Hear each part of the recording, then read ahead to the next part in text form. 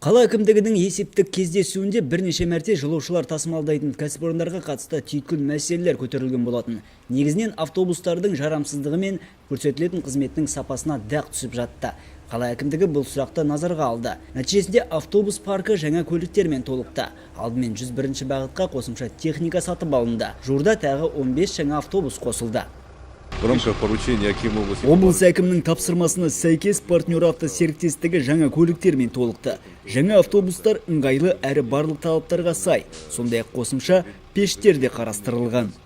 Жолаушылардың құлақтарына алтын сырға. Нөмірі 11-ші бағыт өз жұмысын тоқтатпайды, сондай-ақ жол ақысы қымбаттамайды.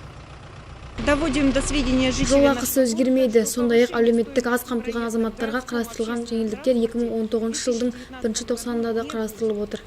Келер жылы жоспарда 26 көлік сатып алу бар, дейді қауымдастық төрайымы. Айта кету керек, бүгінде қалалықтарға 300 автобус қызмет көрсетеді.